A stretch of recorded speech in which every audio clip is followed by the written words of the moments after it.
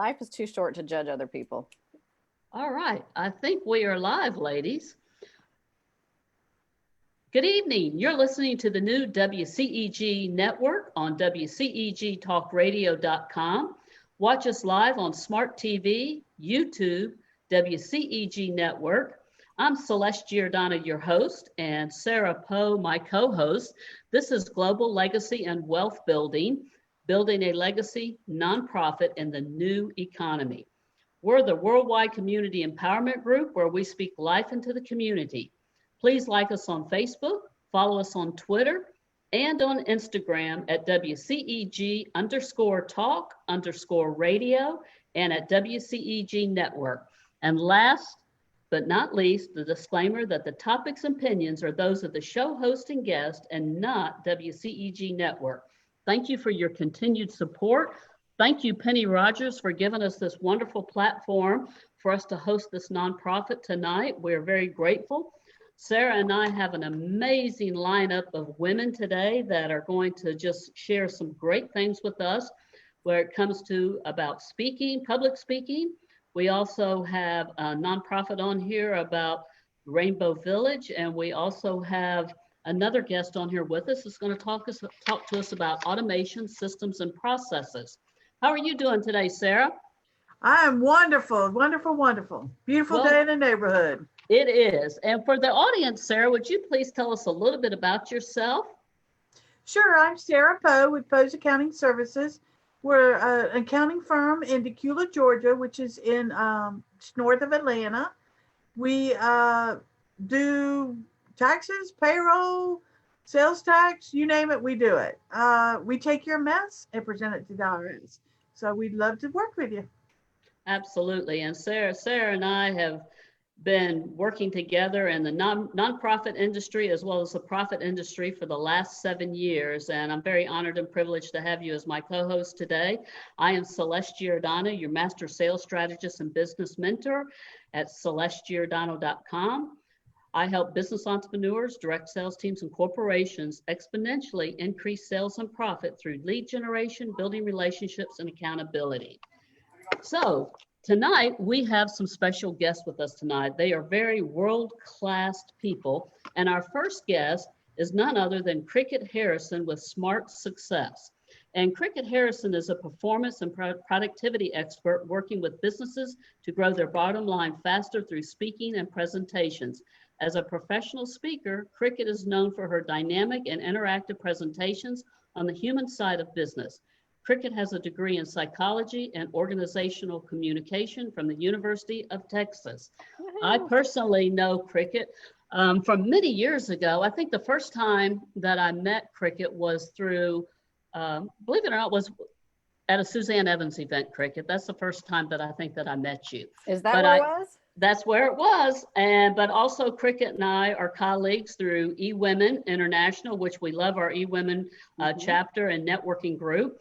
And I've had Kricket speak with us on, I think, with my personal clients, as well as with another nonprofit that we were associated with. So we are just so glad to have you here tonight, Kricket. And what I would like for you to do is to tell us a little bit about yourself, your company, and how people can get a hold of you before we get started. Oh, thank you. I'd love to. It's so funny, Celeste, that you mentioned that we started with Suzanne. I didn't realize that because part of my past is I was lead coach and trainer for Suzanne and Larry in their speaking group. So I've been blessed to have the honor to learn from them and train over 300 entrepreneurs. So as you stated, I'm a professional speaker. When I speak on stage, it's about communication to increase performance and productivity, teams, individuals, the gamut, right? If you can't communicate, you're not going to increase your sales. If you can't understand your customers, you're not going to have loyal customers. But on the entrepreneur side of things, that little stint I did for Suzanne and Larry really turned me on to helping entrepreneurs really learn how to maximize speaking opportunities to grow their business. And that's everything from that 30-second or 60-second introduction all the way up to how do I get on stages, or my favorite, how do I get paid to speak?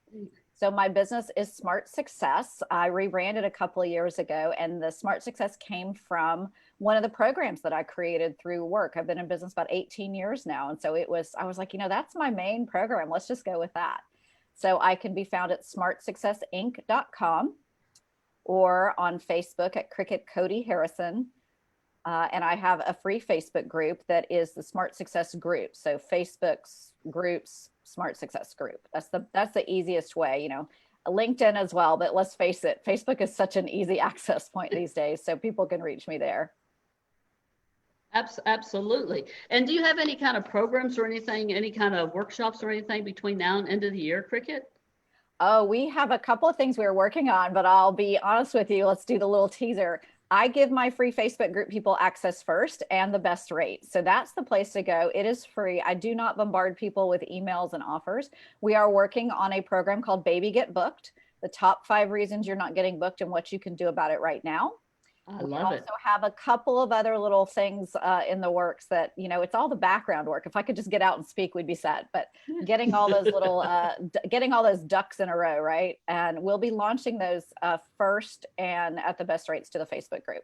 Absolutely. So I encourage our listeners to go to that Facebook group, and I believe Penny has access to put that out there for us. And we look forward to having some of you join the Smart Success Facebook group with Kricket Harrison. So Kricket, is speaking important for everyone? And what if listeners don't want to speak on stage? Oh, okay. So you've already hit one of my hot points. I love it. So I want to get it out right up front. So here's the way we need to kind of tweak our mindset and how we look at things. Everyone is a speaker. Everyone, I firmly believe, has a voice, has a mission and a purpose for why you're in your business. You have a message, you have something you want to share or help people with. Everyone has a platform, and that's something I call your stake in the ground. It's part of who you are and what you believe. You just may not use the same type of stage. So you speak when you're at networking events.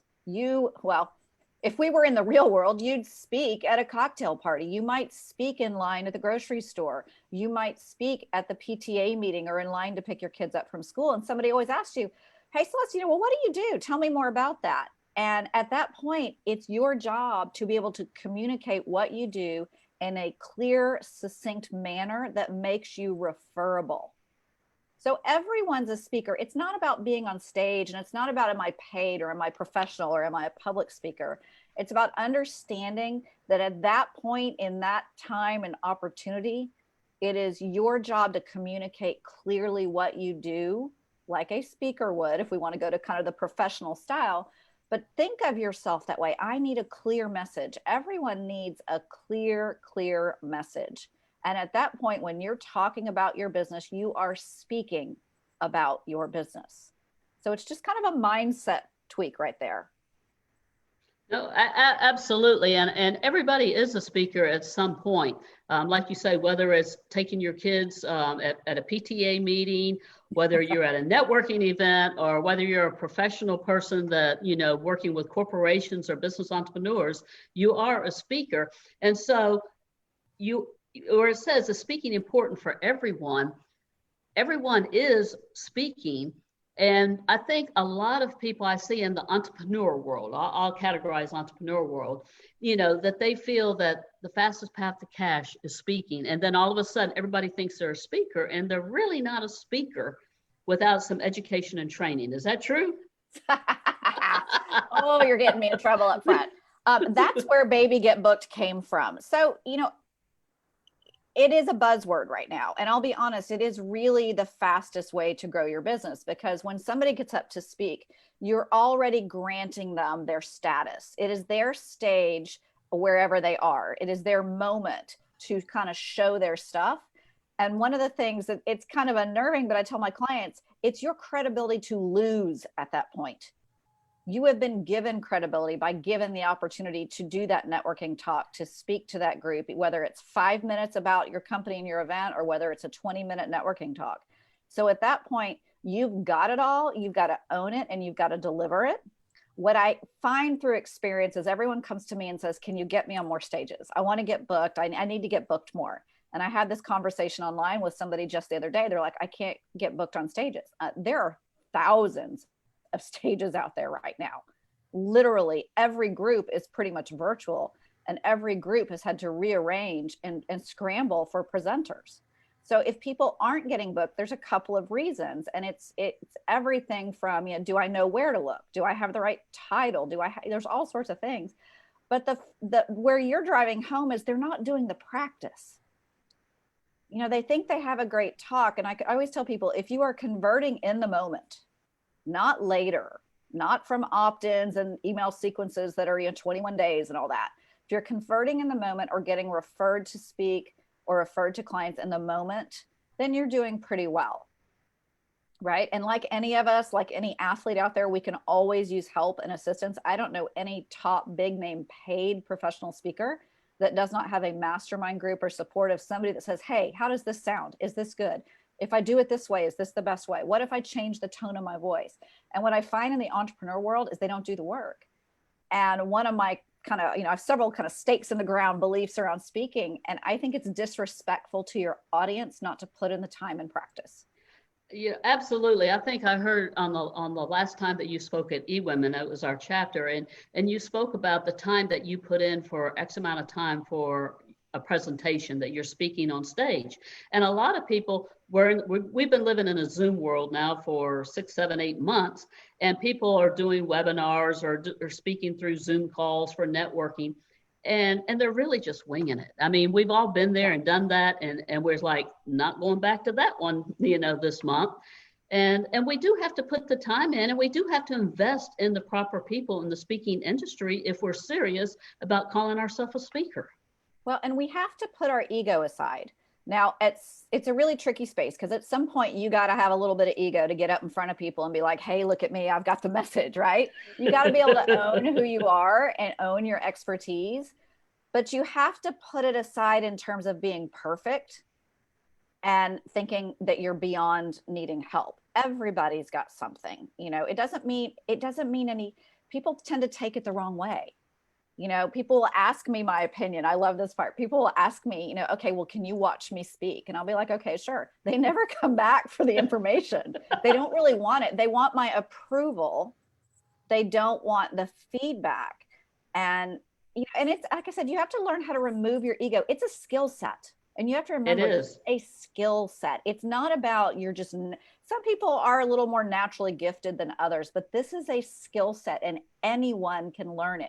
And for all my introverts watching or listening, this is so you. So don't think you're done, right? Most, just like comedians and actors, a lot of your well-known speakers are introverts. So a lot of people think, oh, well, I'm an introvert, I can't do that, I could never do that. You would be amazed because it's a skill set. You're not expected just to go up there and be wonderful and beautiful and perfect all at once. And quite frankly, your audience doesn't like that. They want you to be human and real and relatable. And it's, if you do the skills, if you do the work, if you understand there's a strategy, especially for my entrepreneurs who are trying to use speaking at these networking events to grow your business and get clients, if you know that there's a strategy behind this, it's not just getting up and giving a talk and going, woohoo, look at me. There's a strategy and a process that goes in based on where you are, what you want the end result to be, what's the offer you're making, what's your follow-up like, what are your deadlines and dates like. There's a whole process behind that. And it's like anything else, when you nail the process and you do the work, you're going to have better results. No, absolutely, Kricket. I couldn't agree with you more. When people that want to talk, I have this favorite saying is when it comes from the heart, it goes to the heart. And a lot of times people want to hear you to be authentic. They want you to share your story, but you do have to organize it. And we just can't get up there off the seat of our pants. And we may be 40 something years, like I'm 42 years in direct sales, but I invested money to do a signature talk. I have a long talk and I have a short talk, but I invested money to tweak that, to strategize it where it's my message. And I paid somebody to take it out of my brain and put it together for me. And then I practice and I still practice it. And so, I think it's important that if you're serious about wanting to speak, you do have to invest in yourself, and you do have to have a strategy, like you say, to get that message out there, but you have to be authentic and you do have to speak from your heart to do that. Yeah, and let me just add there. So it's really interesting, this whole concept of your story and your heart. If you are speaking about a traumatic experience, you need to be 100% over that. Absolutely. Yeah. The stage and whatever platform you want to call it is not the place to process your emotions in front of people.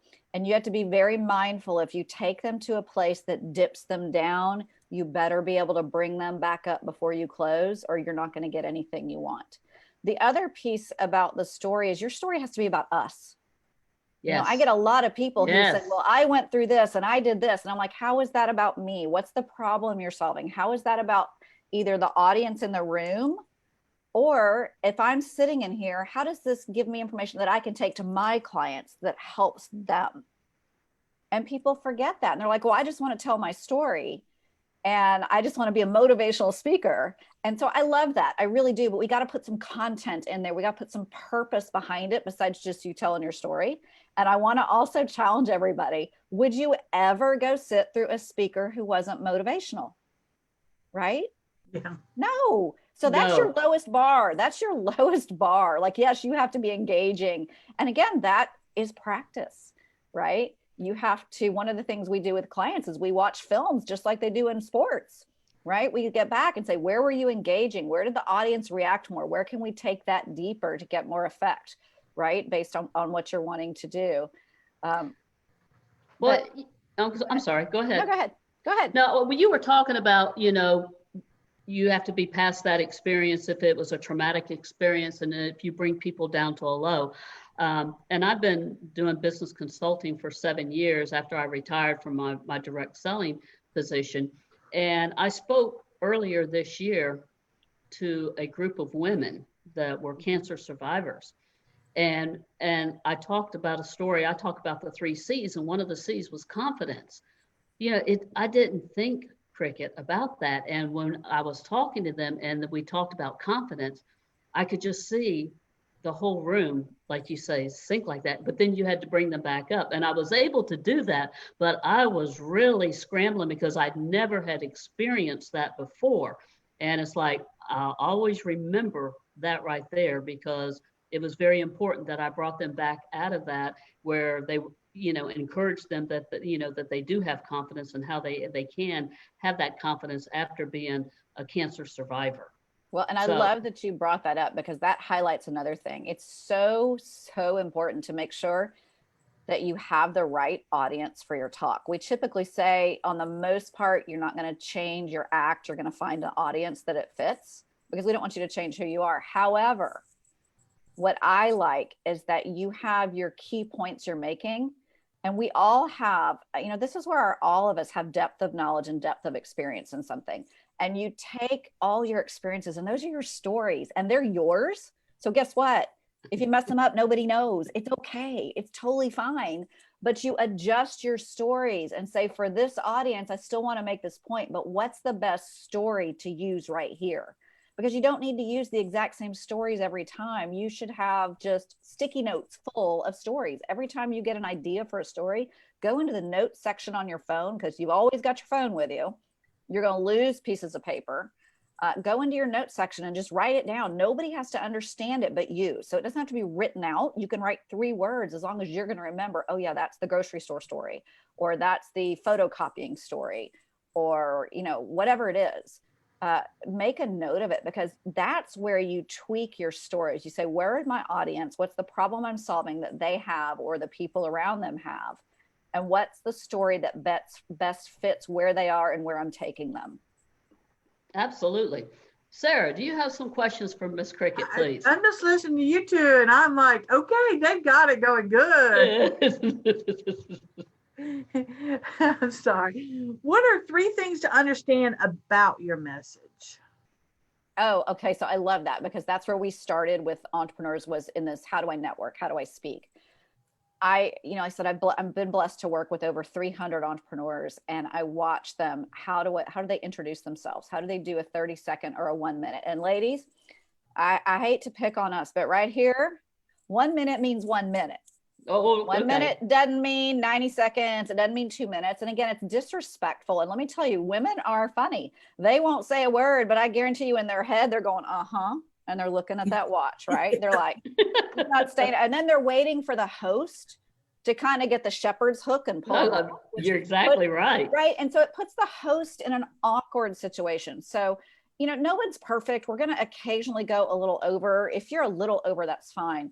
But one of the reasons I think we get caught up and lost is we either memorize something that is, quite frankly, it gets rote and boring, and then, or you get lost and you do this, you look up and you go to your right, because that's how our brain works. We read, left to right. So we're going to do that.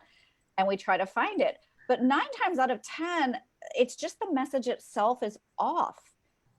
And we get so excited, which is a good thing, about what we do, but we make it all about us. So there's a couple of things I see. Is the first thing is to remember, you've got to know how you stand out and how you're different. If you're one of 5 different people in the room, whether you're 5 different real estate agents or 5 different financial planners or 5 different business coaches, what is it that makes you different? And part of it's your values that are going to show up. Part of it's what got you in the business, but you've got to have something that sets you apart, because the middle never gets noticed. And always remember, you've got your high end, lots of attention. And then you've got, and the Instagram's a great way to see this, you've got your kind of haters. And I remember my first time I got a hater, I was like, woohoo, I got a hater. That means you're touching buttons. That means you're hitting on something that's important.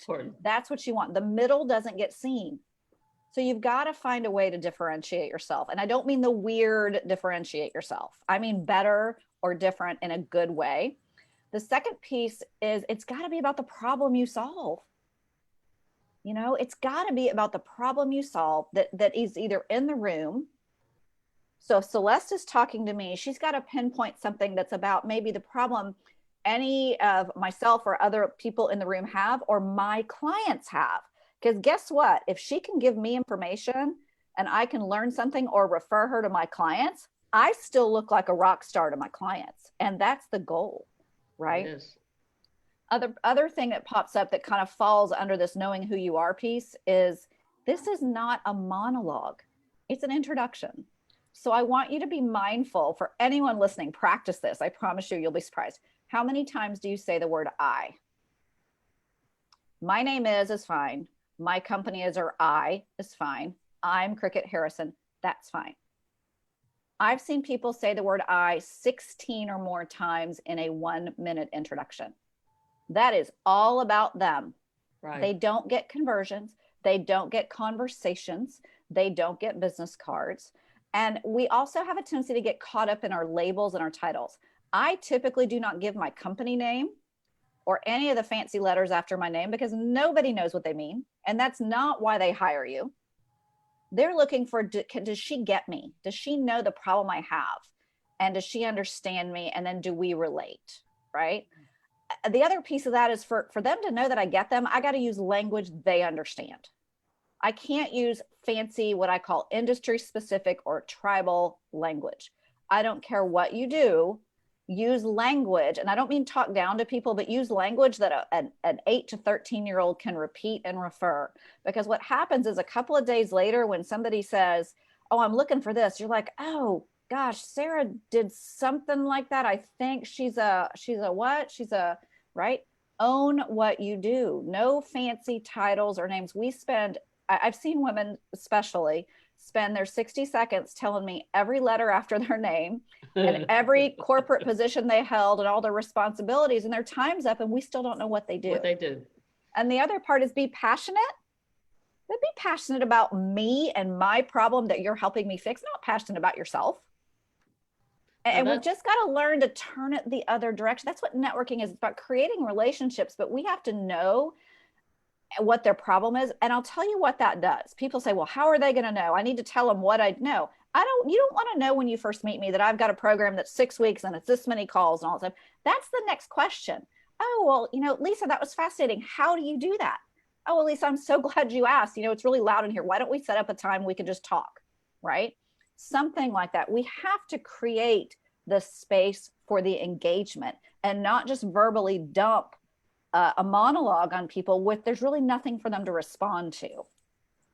Well, you know, when you Yes. spoke at eWomen and you talked about this, and it was one thing that sort of hit me between the eyes right there, Cricket, because, you know, I've been to professional speaking workshops for 3 days and things of this nature.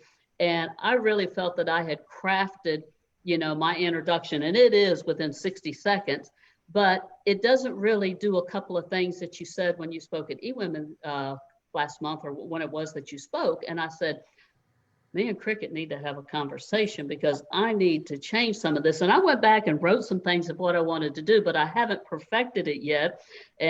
But you know, you really caught my attention when you said that, because so many times I hear people say the same thing over and over and over, and you don't know what they do. And it's like, that was just a waste of time.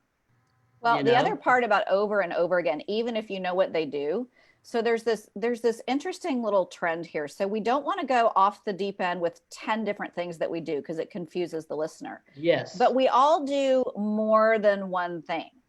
We all do. So I'll give you an example. When I'm in a room of people that are really struggling with their 60-second or 1 minute, that's what I'm leading with. I'm responding to the problem in the room that I know people have, because they're going to go, oh my gosh, yes, I see that. Or, oh, I understand that. Or what's funny is most of them go, oh yeah, she never does it. They never think about themselves, which I love, right? The other side of that though, is if I'm in a room and people are just, man, they got it down, they're nailing this. My intro is different. It's still about speaking and what I do, but I'm addressing the first problem may not be in the room as much. And my goal is to create interest in as many people that are hearing me as possible. So I go to another part of what I do. I'm still leading with, as a professional speaker, I work with, and then I'll typically say something. And so that looks like everything from your 30-second to your 1 minute to, for what most of you are curious about, is how do you get booked and how do you get on more stages? And they all go, right? Because if I say something about their 60-second to 1 minute and they're all nailing it, they're all going to tune me out. So you want to have pieces of what you do, but the overarching theme has to be the same. You can't show up one day and sell toothpaste and show up the next month and sell up the next month and do, you know, exercise routines or something like that. There has to be a theme for people to trust you and want to refer you. We will not refer people we do not trust. Absolutely. And the other thing is to go in there when you go into a networking thing. You hear these multiple streams of income and you do this, and there's 5 different things you do. Go in there with one thing that you do. Don't go in there and start that I do, like you said, and then go in with a theme of what you do. Because if you go in month 1 with, I do one multiple stream, and you go in with month 2 with a different one, and month 3 with yet another one, we're done. We're like, God, does she not make it? Does she keep switching companies? But if you have an overall theme that says I'm in health and wellness, boom, you have a lot of opportunities. Right. No, I'm talking that they go into one networking event, Cricket, and then they're wanting to say blah, blah, blah, puke, puke, puke, of 5 different things that they do. And it's, no. And it's confusing, and people you know, think about who you refer to people. Anyone listening, think about who you refer, and then think about what happens when, say, I refer somebody to Celeste and it doesn't go well. Guess who it comes back on? It comes back on me. On you. So nobody refers people that they don't have a clear idea and understanding of what they do, their values and who they are, and the problem they solve, and that they can count on them and trust them. You know, we talk about the know, like, and trust factor, but the trust factor is really huge here. Well, and you just said something very powerful there, Cricket, is when you refer somebody, you know, the other part of that is being appreciative. That's more than just saying thank you to that person that just referred you to somebody. It's taking it the extra step, whether it be an email, it be a card, or picking up the phone, but just don't say thank you for the referral, because I promise you won't get any more. Yep. Miss Sarah. Okay, so I've got my story.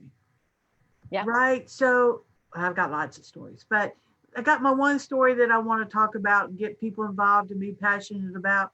What are some of the things that I have to have in my story to make it for people like it or are interested in my story? So that's a great question. So let's circle back a little bit to Celeste talking about her signature story. So I want to clarify what a signature story is. A signature story is the story you are known for telling, period, end of discussion. That's all it is.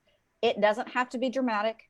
It doesn't have to be the most painful point in your life. I don't talk about those. That's not part of my content. I know a lot of speakers that don't know. You can, if it lends itself to the result you want. But I want you to think, in a 20-minute networking talk, that time is like prime real estate, and you don't waste it. So the people that start off with their story, I've seen people do 11 minutes out of 20 minutes on themselves. And then we just want to clarify that. The second part about the story is you have to really remember the story is not about you. You have to work to make your story about the audience, to make it about something that we identify with. And if you want to create the passion's actually around the way you overcame it, and it helped that we can see ourselves doing. So the passion actually has to be created in us about what's possible for us, not what you did. It's a really tricky position. So there's the whole idea of, there's the hero, the story journey, but you also are the one that you never make fun of other people. It always comes back to you, right? That's kind of the self-deprecating humor, lightly, but we don't make fun of other people. People say, oh, you have to end up the hero. No, they don't want the hero. They want to know that you're human. They want to know that you messed up like they did. Yes, you overcame it, but they want to be able to see themselves in your story. So the story you tell, and this, you can have multiple stories. There's a couple of different stories I'm known for telling. I will tell you, the more you tell stories, the more people will pick up on your stories and forget where they heard them from. So you just have to know that happens, and that's okay. It means your message is getting out there. But you just have to make sure that it's purposeful, that it serves a purpose for the talk or the result you want, or the change or action you want the audience to take, and that it's about us, where we can see ourselves. So many people, it's not that they don't have fascinating, great stories. They just want to tell their story. And really, from a speaker standpoint, especially in terms of growing your business, which is what I really specialize in, is how are we using this to grow our following, to grow our business, to get more clients, or to get more sales. It has to be a place where we say, oh my God, she's just like me, and look what she did. She can help me do it too. Oh my gosh, I can so relate. She went through that. I'm not going through that exact thing, but I've got this going on over here, and I know she can totally get the stress that I'm under. Right. And so I think we also have to remember that our story has to set us apart a little bit. Right. We don't want to tell the same. So we have a joke in the speaking world about, the poor starfish story. If you've all ever heard that, there are all these starfishes on shore, and they picked up, and they said, why are you throwing one back? They keep washing up. And somebody says, well, it mattered to this starfish. That's the very abbreviated version. Let me tell you, don't ever use that story, please.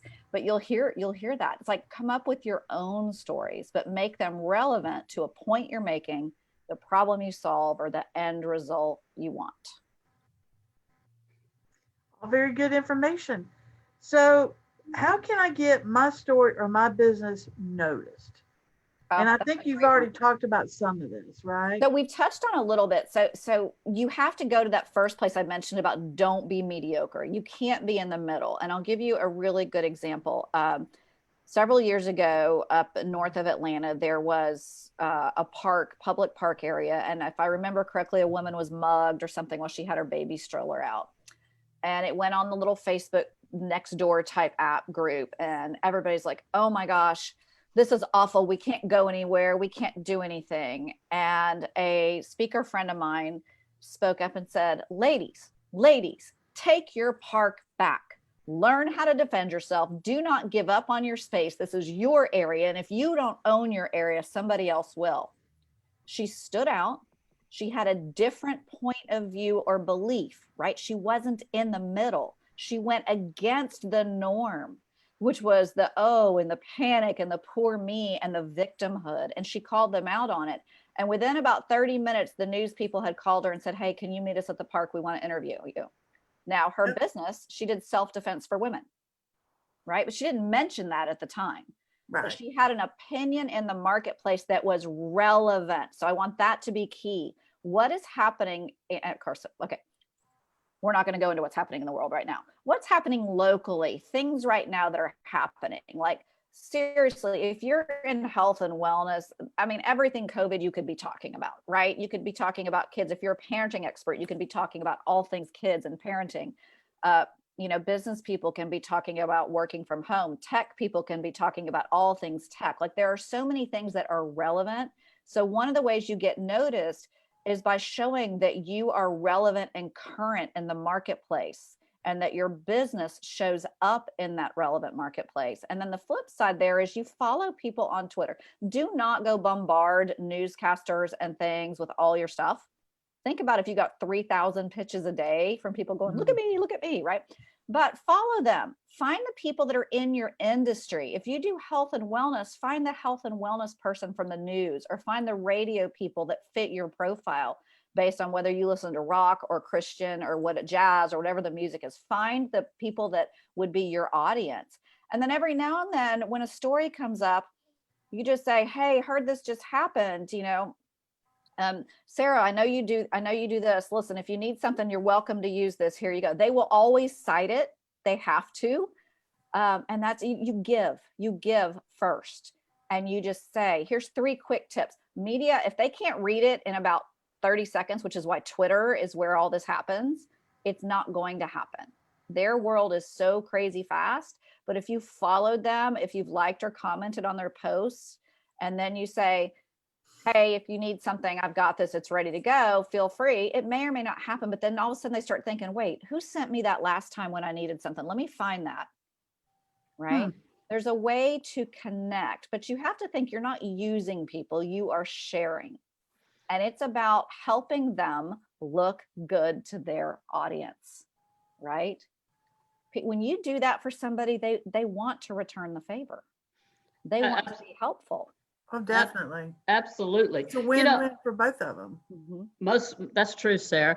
I have a question, Kricket, because this is our nonprofit show. So we have a lot of people, listeners, that own nonprofits. They're directors of nonprofits, they're founders, or volunteers. So how does speaking weave its way into the nonprofit industry, and how important it is, especially if you're a founder, an owner, or a director of a nonprofit? Oh, it is absolutely crucial, because we are in the nonprofit world. I serve on the board of a nonprofit here in Atlanta, and people want to know your story. And so the written story and your website and all that is important, but the stories from the people you serve and the stories of your or your staff's experiences are so important. I worked with a nonprofit here for their big donor event, and I listened to them. And then I, through a friend, went to the CEO and said, hey, if y'all do this again, I'd really love to work with you, because I know from experience that if we can enhance those stories, you're going to get more donations. The next year I worked with the staff, and all we did was really take the stories and make them their own. Yes. So they didn't sound like they were reading something just to get money. They really shared, hey, this is what our clients do. This is what we do. They shared real stories about how and why they got into it, because most everybody that gets really involved with a nonprofit has a place where that nonprofit or that need has touched their lives or someone close to them. So they've got a different take than most people. And when they tell that story, when they tell the story of, hey, I got involved in this because, I really saw how this happened, or my nephew had this happen, or, my family went through this, or whatever, that's what makes it real to other people. And people are donating to your story and to the feel-good opportunity. And you'll find some people who they just want to stroke a check and be out of there. But you'll find other people that want to know where that money went. And the more you can show them, there's nothing better than being able to have that story where you're actually talking to a client, or you're sharing your experiences, or a little bit behind the scenes. Maybe you're doing a holiday drive and you do a quick Facebook Live with your story of how the family's picking up the coats or something. Of course, I want you to take care of all your legal stuff, but most people don't mind. They want to be part of a story. So when we're asking, especially for larger donors, we have to be able to pull them into our story. And it's just like for my entrepreneurs speaking, you have to make your company's story, your client's struggle story, our story. So That is so true, Cricket. Sarah and I have served on nonprofits for the last 7 years, and we've done amazing things together with the nonprofit organizations. But one thing that I noticed that separated most of the nonprofits, and we have served with some that didn't do this, is we would have people on the ground doing amazing things, and then the bigger picture corporate would take it and make it about them instead of what the people did on the ground. And you can't do that. And this is how you get people, like you said, how you get people involved in helping and serving. It's about them. It's not about you. Yeah. And the stories have to be, so like when I'm working with a client and we are working on their story, we find little ways for them to say, reference something going on in the world right now. Right. So we talked about homelessness, I think it was last year, the year before. And what most people didn't realize is there's this thing called kind of suburban poverty. And it's the line between the cities. So like where Fulton County goes into Cobb County. You know, where the bus service and the train service stop, and nobody knows that there's poverty or there's homelessness there. And all of a sudden people are like, what are you talking about? I live there. So when you can bring it home to their backyard, or you can actually meet the refugee family that was supported and served, that changes everything. See, people get connected to the story and who does not love a good feel good result? It's like all the sports movies that have all the angst and all the stuff they go through, and at the end they score the touchdown or they win. Everybody's like, people are in tears. It's the same thing with a nonprofit. They want the win and they want to be a part of the win. So it's one thing to even have the conversation and share the stories to pull people in to get the donors. Then you have to keep your donors engaged. You have to keep making them a part of a story. Here's what your donation did for this family. This family has furniture and a bed for the first time. And you have a video of the family coming in and the kids just going nuts because they have a bed and they're not 5 of them sleeping in one twin bed. Absolutely. You know, and I think that sort of got to one of our last questions of how can I use my story to make sales or raise funds? So yeah, definitely to raise funds there. Like I said, and I think I can share this. The group that I worked with, we worked on their stories to make them theirs, to show how they were connected to the nonprofit. And from the first year to the second year, that same weekend, out of the gate, raised $100,000 more. And that did not include donations of stocks or property. Wow. Amazing. That's a big jump. And one of the comments made was, oh my gosh, their stories are so much better. And you have to remember, I'm not expecting these people to be professional speakers, but they do have to put some, like we talked about work, right? We have to practice. You have to put something in it. It can't sound, they tend to work off scripts because we don't want them going off. They'll forget, and we need to stay focused and make sure that each person, follows and kind of fits what they're supposed to talk about. Right. And we work again. Is this language you would use? Is this the tone you would use? And they'll say no. And I'm like, how would you say this? And a lot of times I went back to someone just the other day and I said, I know you know this word. And because I'm reading this, I get this word, but the audience is not going to follow this word. It's going to be one of those kind of doorstops. The brain's going to go, wait, what was that? Mm-hmm. And the minute you're telling a story and we have to go into our brains and decipher what you meant, it's not our story anymore. We make it our story, but then it's not about you. And B, you've lost us listening to you. Yeah. Well, you lost the emotion to it. And so we want to make sure that whoever the presenter is, and presenters are men and women of all ages, right? And all ethnicities and backgrounds and experiences, but the language they choose has to be theirs. It can't be this formal, you have to do this. And then we work with them to it's fine that they're reading it, but how do they read it more conversationally? When do they look up and go, gosh, that's just like our Braves, right? So we pull in local events. Like I said, we always pull in, we did an event and there was some big Notre Dame fans in the room. So we had one of the presenters who was referring to something that was somewhat relatable go. And then there's the Notre Dame, and she made a comment about it. That immediately went, oh my gosh, she gets us. Remember how I talked earlier about the person listening has to know that the speaker gets them. Whether you're an entrepreneur, making sales, or whether you're asking for donations, people have to see that you understand each other. If I don't show that I get the problem and I get you where you are, or if I want a donation, if I can't show you how it relates and how this supports our cause and what it does for your community and what it does for where you are in your world or your children's world or your grandchildren's world, then I'm not going to get you. Now, I may occasionally get the people who are just blessed to have so much money, they just need a tax write-off and they're just going to stroke a check and disappear. That doesn't create sustainable nonprofits all the time. It can down the road with a lot of work. But on the front end, it's really, you want people more involved so that they will continue that generous gift and not just look for who can we give to next year. Absolutely. And this maybe doesn't have anything to do with speaking, Kricket, but because you're on a nonprofit that you work with a nonprofit and you help tremendously, the importance of building the relationships in the community. What is your advice to a founder of a nonprofit or a director running a chapter organization about the importance of building relationships and being relatable? Well, I think for one, it's important for people to understand that nonprofits work with and support each other. People kind of get caught up almost in labels, or it's like it's their favorite team and they're only going to do that, and they have to understand that when it comes to homelessness in Atlanta, when it comes to refugees in Atlanta, all these organizations work together. Right. And then you have to start talking about what does it look like different in each community?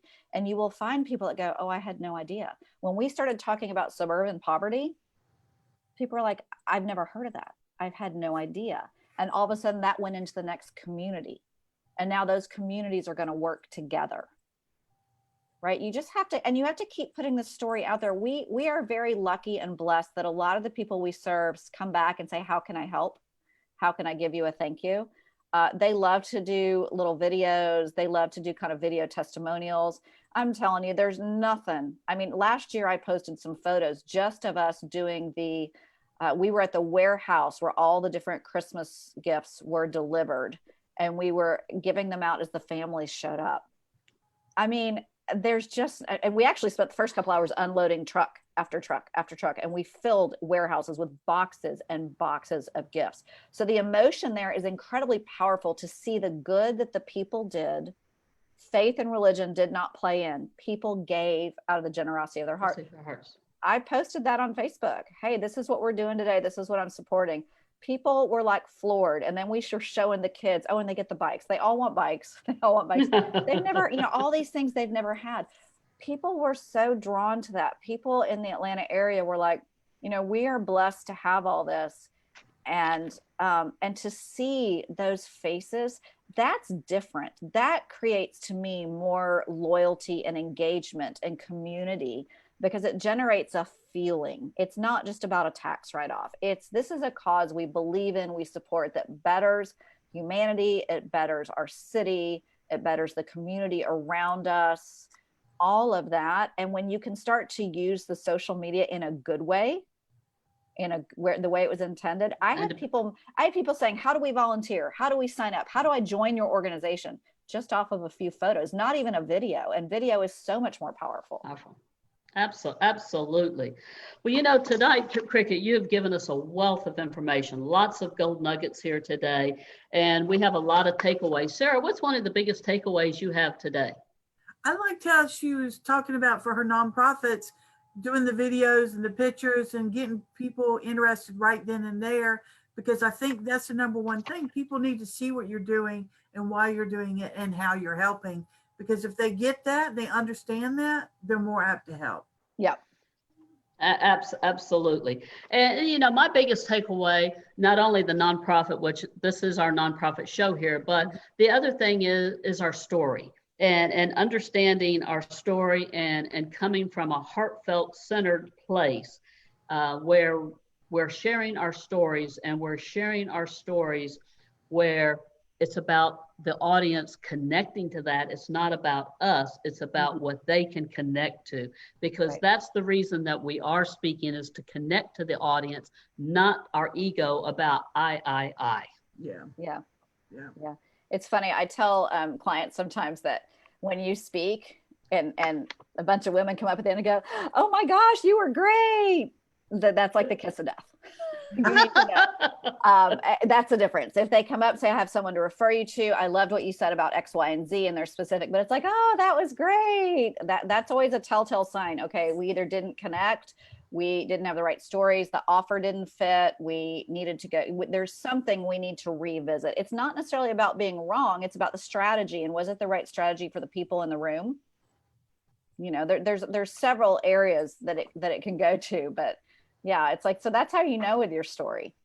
Absolutely. And Kricket, what I'd like for you to do, please, is tell us again the name of your company and how they can reach out to you in your Facebook group, because I know that a lot of people in our audience would love to connect with you.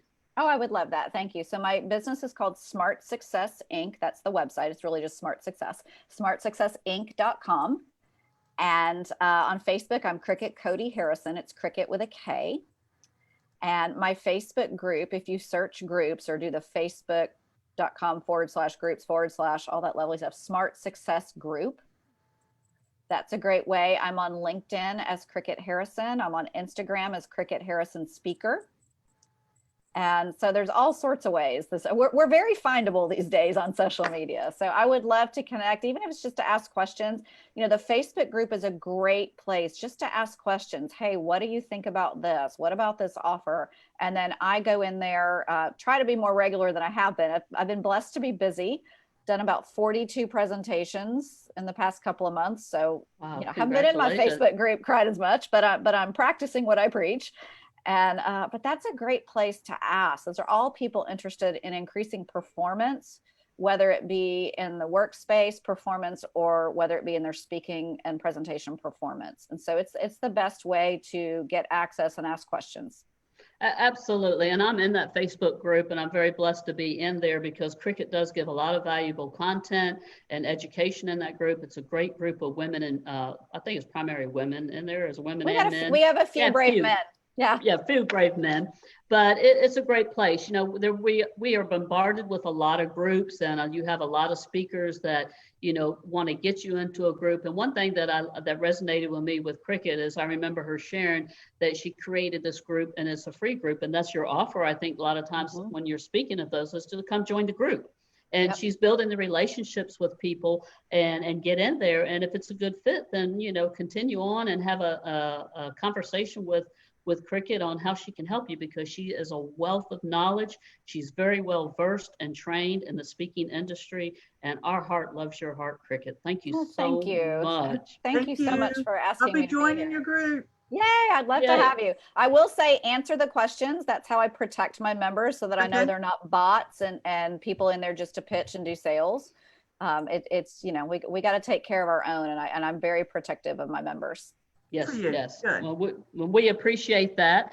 And we look forward to having you back next year, hopefully, for one of our for-profit shows, because I know we have a lot of people in the for-profit industry that would love to hear what's the word I'm looking for? I lost my train of thought. Would love to have some education and knowledge on speaking, especially the first of the year, because we've been through this COVID thing in the last 6, 7, 8 months, and then we're getting ready to go into a new year. And are we going to be virtual? Are we going to be in person? So I know that you're going to have a wealth of knowledge the first of the year with you know, that you could share with people of what's the best thing to be doing in 2021. Absolutely. All right. Well, thank you so much, Kricket. We appreciate you. And we're going to move on to our second guest tonight. Thank you. And bye-bye. We love you. Thank you. And our second guest tonight is Melanie Connor with Rainbow Village. It's a nonprofit, and hopefully we have Melanie on here with us. There she is. Yes. Look at that smile. Hey, there she is. Hey, Melanie, how are you? I am well. Thank you for having me. We are so glad to have you, and we're excited to learn about Rainbow Village tonight. And you're in Gwinnett County. Sara and I reside in Gwinnett County. And we're just glad to have you on WCEG Talk Radio and how we can help and serve you and your community. So would you be so kind to tell us a little bit about yourself and about Rainbow Village, please? Certainly. I feel like I'm being set up with all the stuff Kricket just talked about, and now You are. She said she doesn't grade people, but I feel like I'm about to be graded here. So No, and you'll get an A+ here. real quickly, Rainbow Village is actually a community of transformation. That's what we call it, because we work with families who are experiencing homelessness, and we work with them in every possible way, every way that you can think of that a family experiencing homelessness would need help. For instance, the first thing you think of course, is housing, and we provide housing on our campus in Gwinnett, where we have 30 individual apartments for the families to live in. Wow. Also provide after school care for the children in the community center. So a number of things, everything that you could think of that a family would need, we actually provide those items for them and the support that they need in order to become sustainable, self-sufficient. I'm sorry. Well, very, very good. So you say that you have 30 apartments for people there in Gwinnett County? Correct. We have 32 and 3-bedroom apartments on our campus. And so the families can stay for up to 2 years, which gives them an adequate amount of time to really kind of get things together. We're not an emergency shelter. We're not we're a transitional housing program. So we really are there to help families make that transition from homelessness, sometimes to home ownership, or at least to market rate housing. Absolutely. So that's very interesting. And Sarah, I'll let have you say a few things about that, because I know that Sarah and I, with our nonprofit, that we have done a lot with Home of Hope, and I was totally unaware that you had apartments and women and children that were housed there, Melanie. So that's amazing. Yeah, we're one of the few organizations that work not only with women and children, but with families. So currently on our campus, we have 4 married couples and their children. We have a grandfather raising his 2 young granddaughters. We have a grandmother raising her young grandson. So although primarily our families are single women, we do actually serve families in whatever that makeup looks like. Absolutely. Well, could you be so kind to, before we really get started into some questions here, tell us the links and everything of how people can get a hold of you at Rainbow Village, please? Absolutely. Our website is rainbowvillage.org.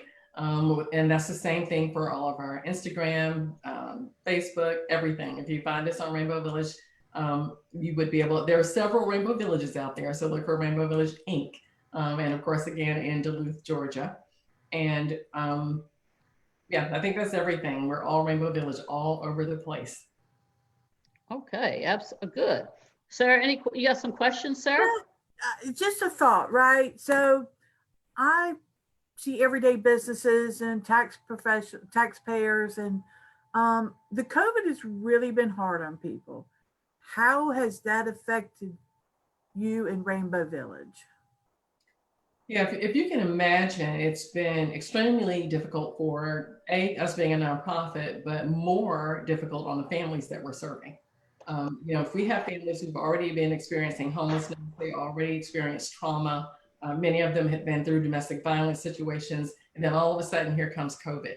COVID created a situation, of course, for all of us where we're doing what we're doing right now. We have to be socially distant, doing everything virtually. And so we had to immediately, and I hate using this word because it's been overused, but we had to immediately pivot. In order to make sure that we could take care of our families, because we didn't have the luxury of shutting down. We didn't have the luxury of, not going in. We had to make sure that we were taking care of our families. And so we did a number of things. We immediately reached out to the families themselves to find out what they needed, deal with their fears, their concerns, all of those things, and how can we best help them. And we were very, very fortunate to, even though we had to cancel a lot of our events that were coming up, we decided to do just an ask. And we decided, hey, we're going to ask everybody, try to raise $10,000 in 10 days. That was our initial goal. And, just to say, hey, we need just some funds to make sure that we can help the families along the way. And that $10,000, I want to tell you, it turned into over $100,000. Oh, that's Wow, wonderful. congratulations. Yeah, thank you. We were able to push the story out, tell people what the needs were of the families, and they, as Kricket was talking about, could identify with the needs. And so we were able to get the funding that we needed to support the families, from the beginning.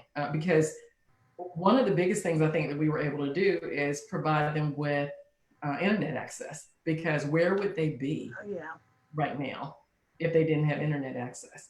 Being able, the kids kept to do their school, education that way. The parents, some of them were able to work from home. So just providing those, what we consider basic needs, was a luxury for them.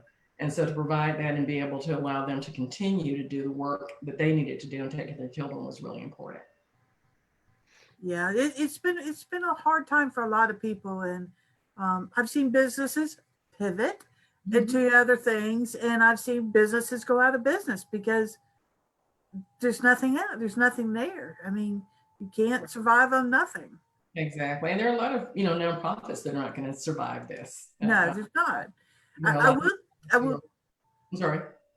I will tell you that with Congress seeing all this and people not giving money as easily as they once did, they have adjusted that you can take $300 right off the top of your taxes in 20 on your tax return instead of it being on a Schedule A. The remainder would go on Schedule A, but there's the $300 automatic. So hopefully that will help some nonprofits out.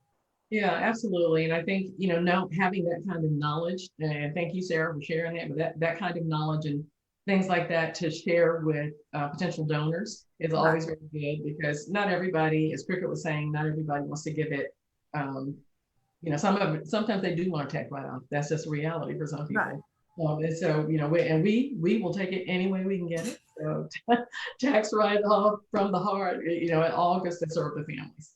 Absolutely. Well, the needs of the beneficiaries of your service, has it increased or decreased or changed in some ways? Please let us know.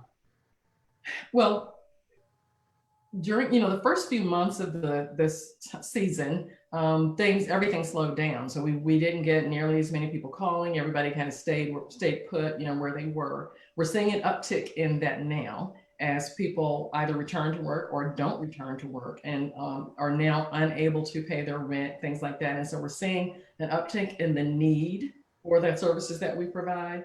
But for these last, 6, 7, 8 months that we've been doing this, what we have discovered with our families is how resilient they actually are. We were really, really concerned about, oh my gosh, they've been through so much already and now COVID is coming, but they helped us in a lot of ways to get through and get over some of our own anxiety about what we needed to do for them. When we had those one-on-one conversations with them, they talked a lot about, we just appreciate the fact that you're there. And so we didn't go home and shut down and decide we wouldn't be there and available for them. So being there and available, continuing to provide the services, even though we had to make changes in the way that we did it, was very helpful for them. And like I said, was really very helpful for us as well. So we anticipate, though, in the next few months that we will have a greater need for our services, unfortunately, because a lot of people will not be able to get their jobs back or be able to pay their rent, and they're going to become homeless. Well, and I think also, Melanie, the governments or the states where they said, they couldn't evict anybody, couldn't turn powers off for so long. And now all this stuff has come to fruition where they can, if people didn't pay their rent, that they can take them to court or whatever. So I'm sure you are going to see a high increase, as well as the holidays. I mean, do you see a higher increase during the holiday period?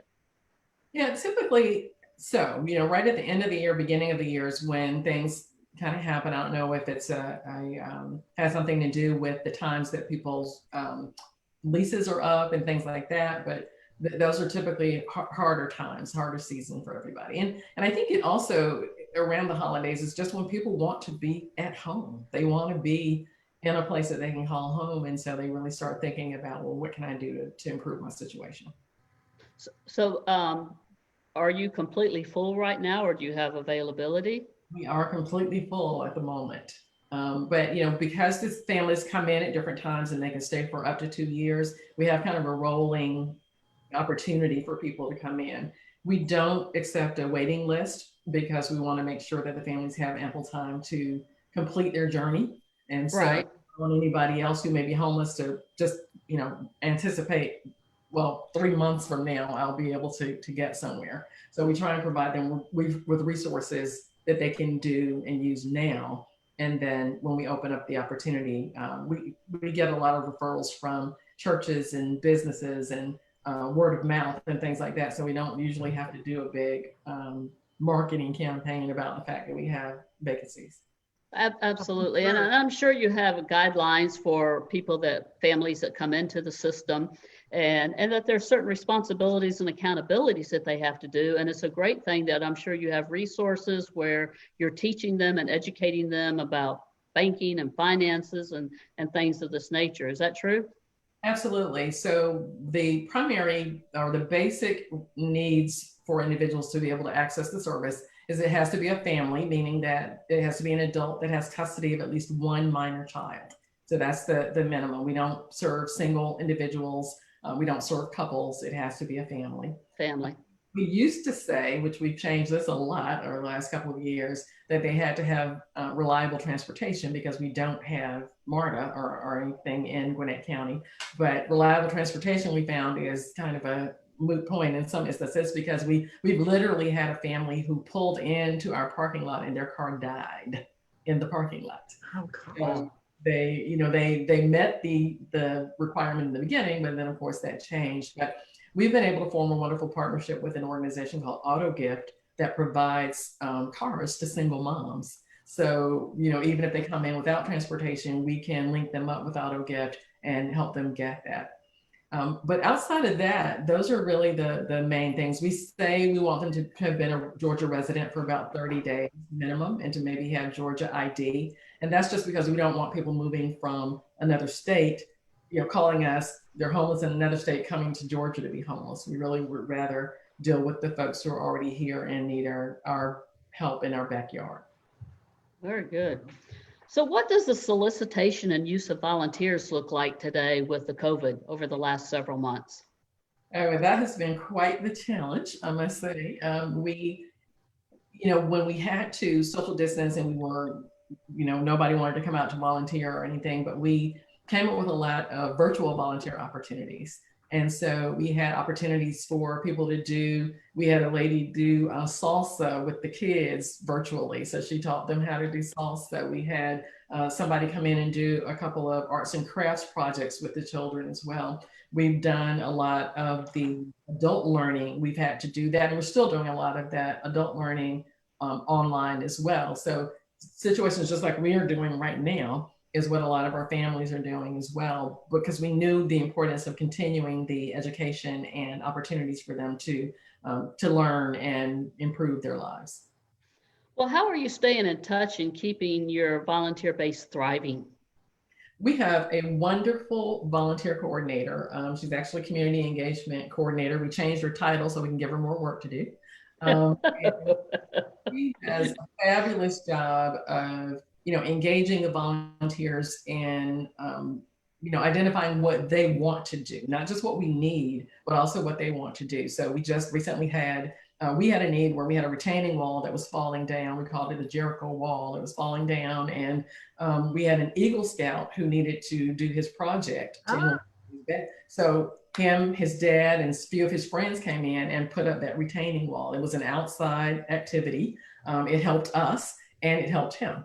So we are always, Elizabeth, our community engagement coordinator, does a fantastic job of identifying, again, what the volunteer wants to do and also what we need. We have volunteers that come in. We're doing digital learning with the children right now and in our community center. So a lot of them are not going to school. They come to our community center. We hired instructional coaches to work with them during the day. And then we always need lunch ladies to come in. So, or lunch men for that matter. So we've had lunch ladies and lunch men come in and prepare the meals for the kids during the day. So we are trying to be creative in how we engage our volunteers. The volunteer engagement opportunities or volunteer engagement meetings still occur on a monthly basis. So if people contact us, we put them in touch with Elizabeth. She gives the dates for those meetings, and then she does a Zoom call where she walks through and gives information about Rainbow Village and what opportunities exist right now and what we might need in the future as well. Do you have any of those opportunities or needs posted on a website or Facebook or anything like that, Melanie? We have it everywhere. So we have it on Facebook. We have it on our website. We're constantly, like I said, also trying to find new ways to engage people. So if you don't see it on any of our sites, if you give us a call, we will find a way for you to be able to use your time and talent. So will our concept of volunteers change in this new environment for 2021? What are you foreseeing? Yeah, I think our concept of everything's going to change in 2021. I think that, we have this notion of getting back to normal, and I think our normal is just going to be different in every way. So a lot of what we're doing now will be also opportunities, which I think is great, because oftentimes a person cannot take the time to actually come to our campus. And we can expand our circle. We can expand our reach. Now we can go and get people that can volunteer no matter where they are. They don't have to live in Gwinnett County. They can be on the other side of the world. If they want to volunteer with us, then it gives us an opportunity to provide that and expose the organization as well. So I think it's going to be something, if we're smart, it'll be something that we'll continue to do even as we move back into more in-person activities. For your volunteers, do they have to do a background check or pay for their own background check? We do ask that they do a background check, and we ask that they pay for that. We are a nonprofit, so that's one of those things that helps us help others. And then we do training. So again, our community engagement coordinator does training with them. So depending on the particular area that they want to work in, and walks through what the specifics are of the jobs or the work that they'll be doing. Absolutely. Sarah, you got a question, Sarah? Well, I was going to move on to funding unless you got something else for that. No, that's good. All right. So my favorite subject. The funding, right? What's happening with it? Is it decreased, increased? How is that happening? And what can we do to help with that?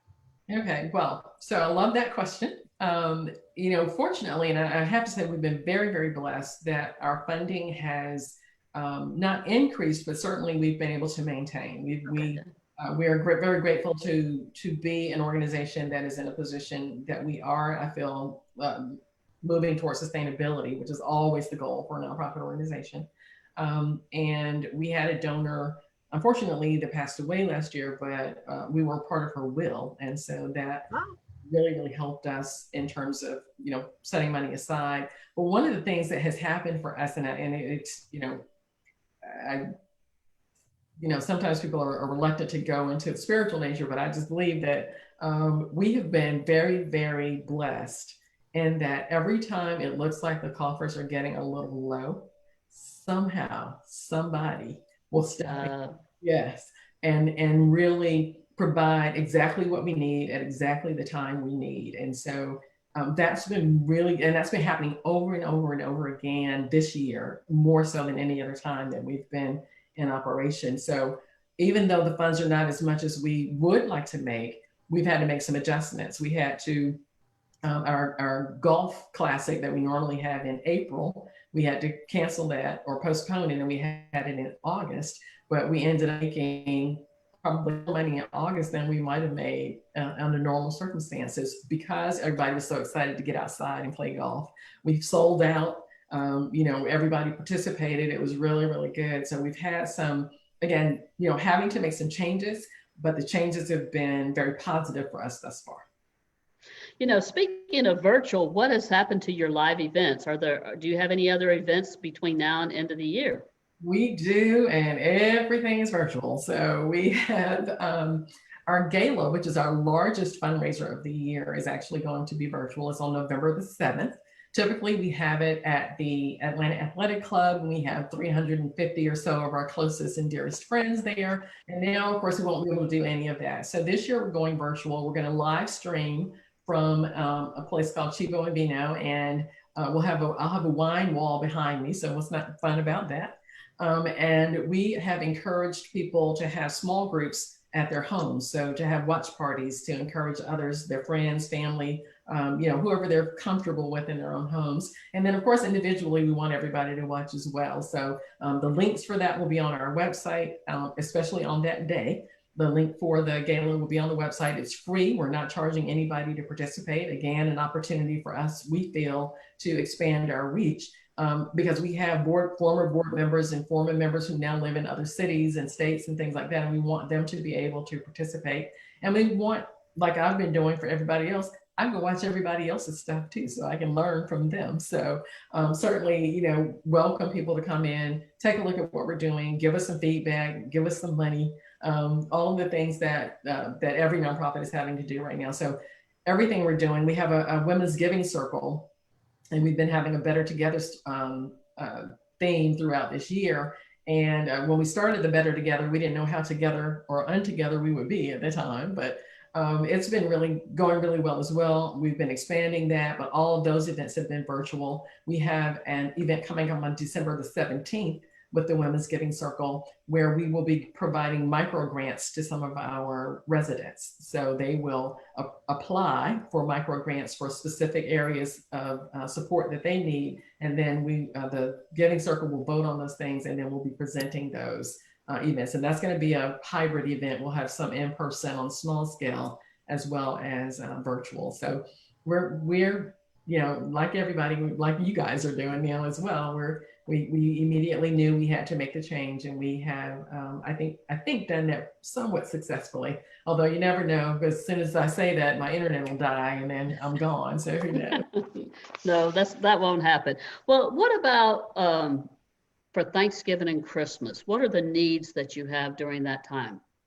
We primarily, we don't ask for a lot of toys or items like that. And the reason for that is because we like for our parents, our families, to be able to get the things that their children want for themselves. So we typically ask people to provide gift cards so that the parents can shop for their children. Because what mom knows her child a lot better than we do. And even though we enjoy going out and buying stuffed animals and then, whatever, we know that little Johnny actually wants this particular, thing. And so we can go and get Peppa Pig for, little Susie or whatever, then that's great. So we ask for gift cards so that the parents can have the opportunity to make that purchase themselves. And we think that kind of gives the family or the mom or the dad, for that matter, a sense of dignity that I can go and provide for my children the things. I love it. Just like we do. I love that. By my own stuff, I don't really necessarily want things, not that they don't appreciate it, please don't misunderstand that, but it gives them the satisfaction of going and getting the things that they want their children to have. Well, Sarah, you want to have a comment on that? I have to dry my eyes for a minute. Well, and I'm sure like gas cards would be good. So do y'all provide a big meal during those times, or do they do that themselves, or how does that work? Yeah, so typically we have a big Thanksgiving dinner where we all came together. Of course, we can't do that this year. So we are trying to be, again, creative. We are looking at doing a couple of different ways.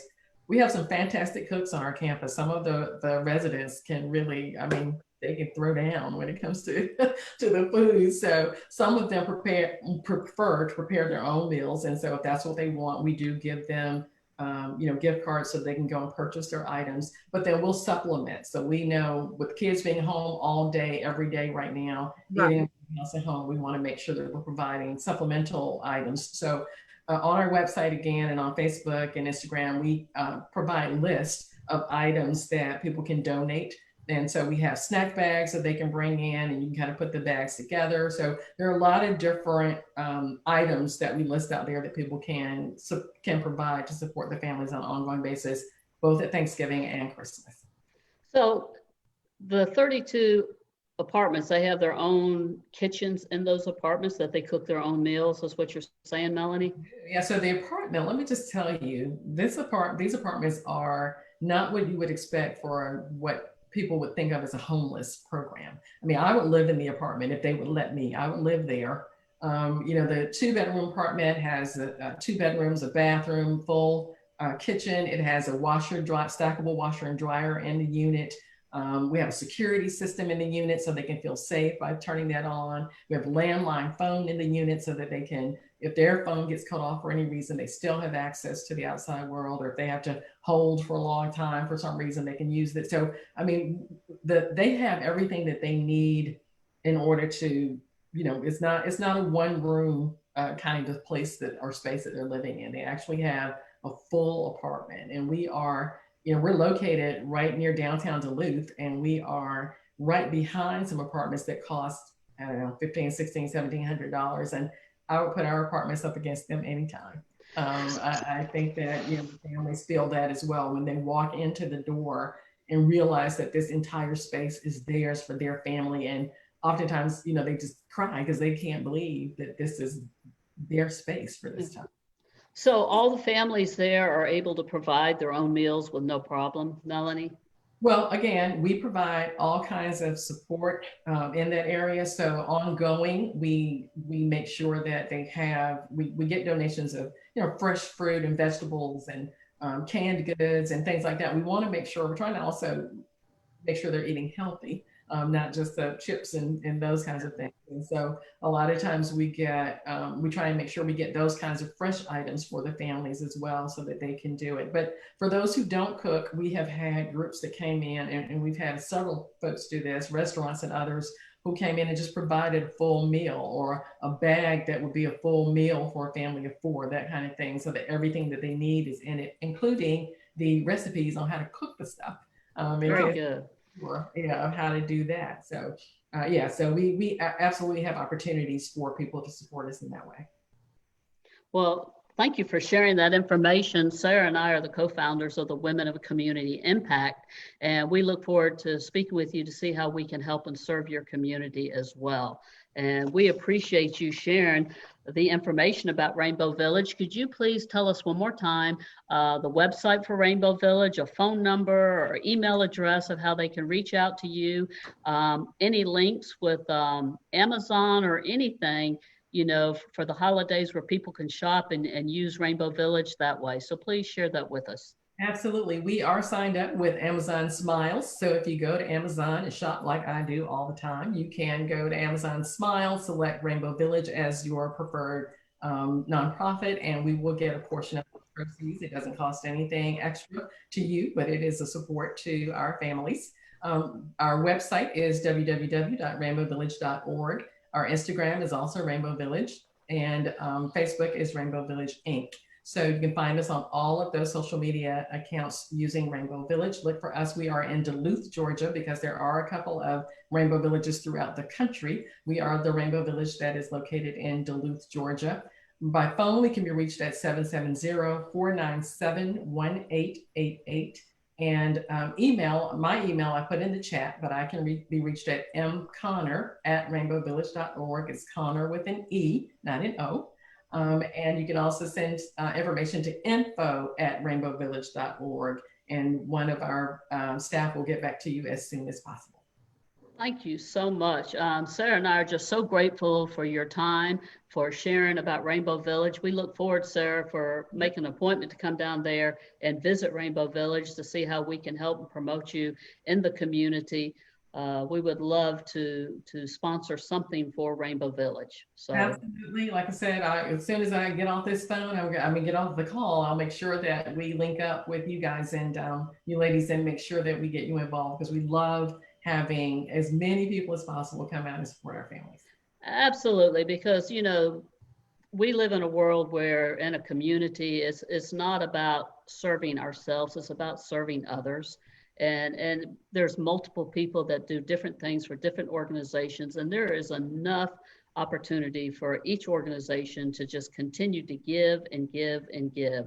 And we look forward to bringing our community together to give to Rainbow Village. Yes. Okay, if I do have just 1 second, we're going to share one more thing. Sure. Yes, ma'am, please go right ahead.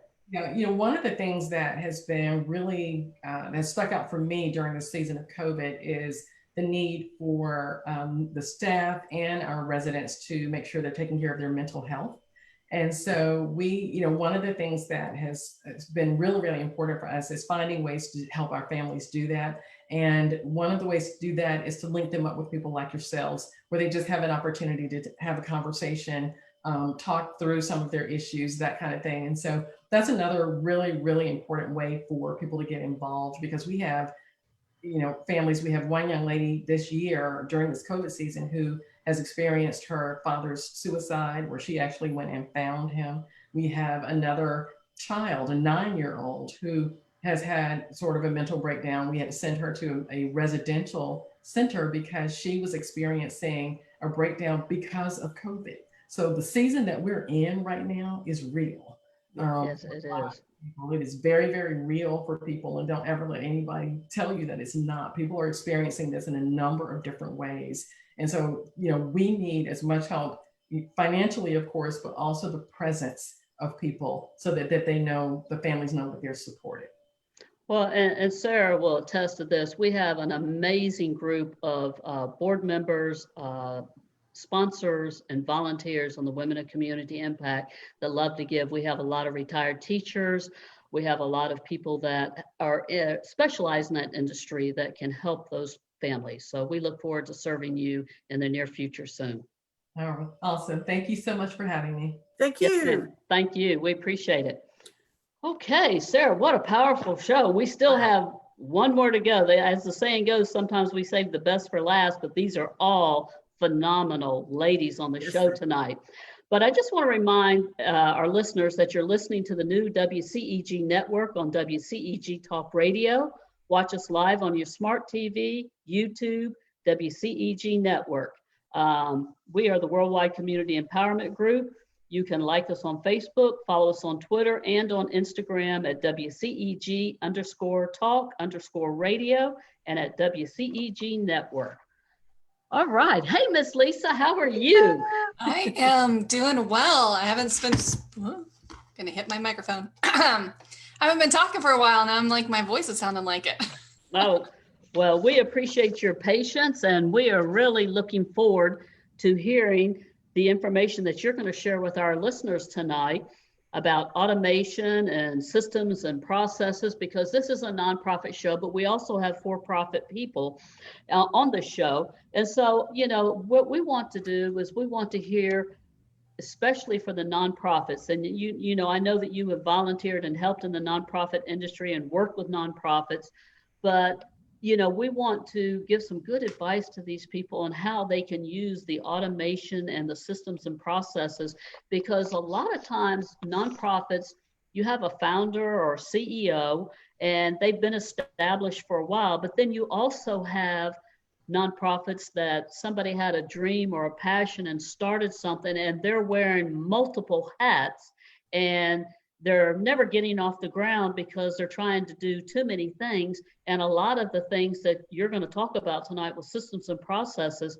can help them, where they can focus on reaching out to the community, serving the community, working with the board, working with the sponsors and the volunteers to help deliver and serve the community in a bigger and better way.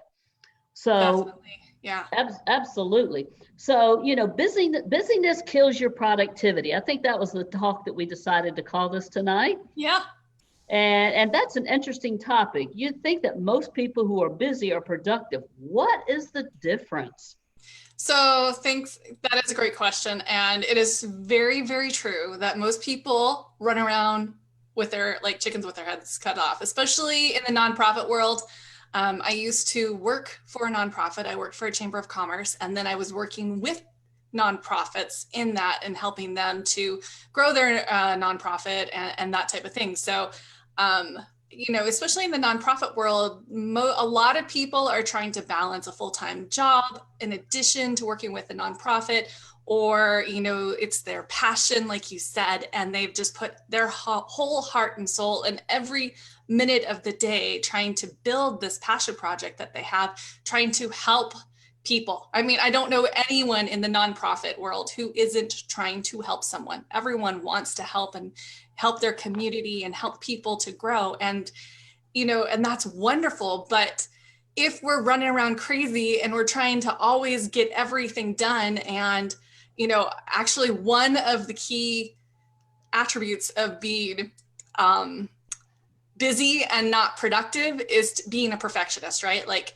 it has to be perfect and you have to do it exactly the right way and no one else can do it as good as you can and that type of thing. So you've got this kind of like frantic, just kind of craziness going on. And I know a lot of entrepreneurs, a lot of new business owners, and a lot of nonprofits, they all have this kind of like, I mean, it's a good energy, but it's kind of like a crazy energy. And in the end, it actually ends up hurting them because A, they're going to burn out, but B, like, they don't get as much done as they want to. They just can't, you know, and they never feel like there's enough hours in the day. So when you understand the difference between, you know, running around crazy and always being busy and putting out fires all the time versus having a very methodical approach to the way you do things and not looking at things from emotions, but kind of like detaching yourself from that of like, you know, why am I doing this task? How is it benefiting me? How is it benefiting my organization? And does it have to be accomplished by me? So like more of a holistic type of view of it. Like, it needs to get accomplished maybe, but does that need to be by me? Or does that need to be by the way that I'm currently doing it? And so when you can take it a step back and you can really look at your processes, look at what you're doing, really find your why behind it, then you have so much more peace when you come back and approach that. It's like, oh, I have a system. I know what I need to do. Here's A, B, and C. I accomplish these things, and then it gets done. And it takes a lot of that franticness, that emotion behind it, and it becomes a lot more of something that you feel very proud of. Like, you have this awesome system and it's getting things accomplished. And so, you know, I just know that in my own life, especially my own world, I tend to automate the things that I hate doing in my business. Like, that's my first priority. I'm like, I'm going to automate this because I really despise doing it. And it's such a relief when I no longer have to worry about that process. I know it's going to get done because I have the steps in place to make sure it gets done.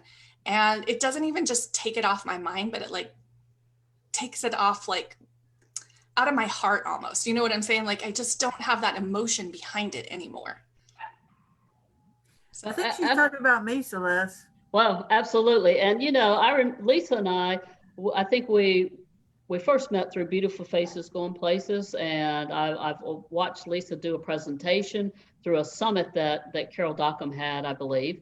And, you know, and I had Lisa talk to my private clients. I was very impressed with her skills and knowledge about automation, because as a business coach, I work with a lot of business entrepreneurs, corporations, and direct sales teams. And one of the biggest things that I've learned and I've seen is that we have a lot of people that need to know more about automation and the difference between busyness and being productive. And they would have so much more time where they're wearing so many different hats and they're just all over the place. And the thing of it is they don't have enough time to do what they're good at, and that is building relationships with people and presenting themselves and their business to their ideal client. And so I love your talk and the things that you help people with. And Sarah, yes, you were one of the persons that I recommended. And Lisa does an excellent job. It's now my time of the year. My tax season finally is over. But yeah, you know, my biggest process is you got to do the work before you can get to Lisa, right? You need to know what your processes are. So then when you sit down with her, you're not wasting her time, because she's very valuable in what she does. And not only do for-profit companies need this, but not-for-profits need those processes too. They're bringing in volunteers, they're bringing in dollars, they're bringing in all types of things. And if they can make that easier, they need less volunteers so that they can use that money in other ways. Well, and Sarah, the fact of the matter is the first of the year, Sarah and I created a workshop called Building a Legacy Nonprofit. Sarah and I are very well connected in the community with other nonprofits. And Sarah and I were having a conversation one day, Lisa, and what we noticed is we said, you know, this is a great nonprofit, but this person's all over the place, or this is a great nonprofit. This person really needs some help in systems and processes where they can streamline what they're doing so they can do more. They're doing phenomenal things in the community. So this is why we created the workshop, Building a Legacy Nonprofit. And we had 20 something people in this workshop. And again, one thing that we didn't have, Lisa, and the next workshop we have soon, we'll definitely be including you, is the systems and processes, right? Right, Sarah? Oh, most definitely. I mean, because I know businesses every day. I see a lot of businesses every day, and I see where they're filing and where they're doing well. And typically, processors are usually the top thing that people don't do well. And if they get their process down, then automate it, it'd be amazing. They could make more money instead of being busy. Absolutely. And so, Lisa, what is the biggest contributing factor to being busy versus being productive? So I would say that is definitely interruptions, and trying to multitask and do things all the time. So I'll throw a little bit of statistics at you. So the average person gets about one interruption every 8 minutes. And that can be an email coming in. It could be a Facebook notification. It could be someone on the phone. There's all sorts of things. And, you know, some of those are important, but most of the time they think about 80% of those things that come in are not urgent in that they have to be dealt with at that moment. So if you're getting interrupted about every 8 minutes, and so that's like 50 to 60 times a day. Wow. So we're talking, if 80% doesn't have to be dealt with right at that moment, that's 3 hours of your day that is being put towards putting out these fires or dealing with these interruptions as they come in. And so your focus gets changed and all this stuff. And that's just, I mean, here's another statistic for you. If you were to get back just 20 minutes every day, so you find a way to find 20 extra minutes every day, at the end of the year, that is 86 hours. And I'm just talking work days. I'm not talking weekends or stuff like that.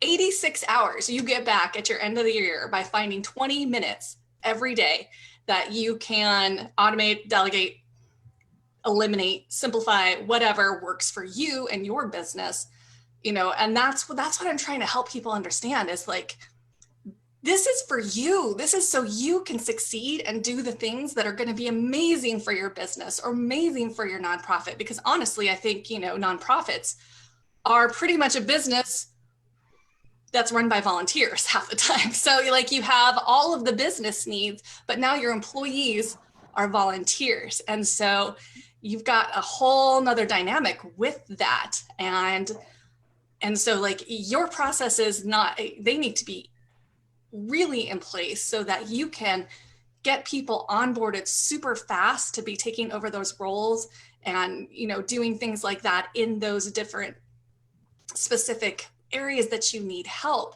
so that you aren't spending all your time training people, because that's where so much time gets lost, is in the training and the telling them how to do things. If you can, you know, automate a lot of that processes, you can automate a lot of those trainings, you can have a very specific method to how you do things, then it's just a matter of like, it's just so much of that can be automated. So much of that can be with video and text messages and different things like that. You can do so much for people, even when they're out in the community and things like that, to be able to have the resources they need at the touch of their fingers with their phones and things like that. So it just makes things a whole lot better. And it's, like I said, like the ease of mind, because we just have a certain amount of decisions we can make every day, right? Like decision fatigue is a real thing. So every time that we don't have to make that decision anymore, that we know exactly what the process is and we can communicate that process to another person, then we just that's one less decision that we have to make. Very good. Sarah, do you have a question? Yeah, so what are some of the examples where businesses and nonprofits aren't as productive as they could be? And I think you just mentioned one right there. Yeah, so definitely on the training aspect of things, especially in something like if you have a business or a nonprofit where you're seeing a lot of turnover in a certain position, right? You know, that is a huge, like you've got cost involved in training, but you also have the opportunity costs that are lost in the amount of time it's taking you to do all of this. So, you know, utilizing that within the training and communication with people, that's another big one. I always talk about, I say customer service is just making sure that you set very realistic expectations up front, and then you super deliver on those expectations. Like that's what the key to customer service is. And it's the same thing in the profit world, whether it's your volunteers or your donors or whoever, or your board, whoever, if you set these realistic expectations and you deliver on them, then people are going to, they trust you. They believe that you will do what you say. And they also won't be questioning you all the time to figure out like, when is this going to happen? How is it going to happen? That type of thing, because you've communicated that ahead of time. And so they know what to expect, and you know what you need to do to deliver. And then just everyone is just so much more happier in that situation. And there's just so much less stress. And you're spending less time holding people's hands and, and walking them through the process because they've been communicated that up front. Another big one is email. Email is the biggest time suck in the world. A couple of reasons why, like you actually get a dopamine release when you hear that email go off, like that notification go off, and then you go and answer that email right away. Like it's primal almost, that release of like, oh, I accomplished something, check it off my list, that type of thing. It feels really, really good to go and do that. But is that the best use of your time, especially if you're trying to do something that is going to grow your business or grow your nonprofit? Like that's where the sweet stuff is, right? That's, most of the time emails aren't coming in that are going to be bringing in additional financials or things like that. It's just people wanting a reassurance or, or just, half the emails we send are thanks, that type of thing. Like, it just doesn't have to be at that time. Now, I'm not saying those emails aren't important, but they don't need to be the most important thing at that moment. And again, if you set the expectations, you let people know, hey, I answer my emails at this time and this time, so expect to hear back from me at that time, then they're not going, why hasn't she responded back? Because they know exactly like, hey, this is what she does. This is how she does it. This is her process. And, they also know if they really need to talk to you before then, they should probably give you a call or a text message, because otherwise you're not going to be paying attention. Yeah, I did that. I made that change this year, or like 3 months ago. I think after listening to one of your talks, I only check emails twice a day. I've turned off the notification twice a day. If you need me that bad, there's a phone here. You can call me or text me. But I just got so caught up every day. I was doing nothing but email and I wasn't being productive at anything else. Email was done, but nothing else was done. So I think I took your advice in that last talk on that part. I'm glad to hear that. And I really feel like it's, when you can turn that off and not be at the beck and call of your email. Yes. It's so freeing. It feels like you have so much more time in your day. And also like email is very rarely something that brings good news. Like half the time or more, it's something that you don't want to know or hear. And it's not anything you can do about right at that moment. So when you have that ability to shut it down, to really focus on things that are important, and that, like really identifying what's important and then putting your focus towards that, you're just so much better off.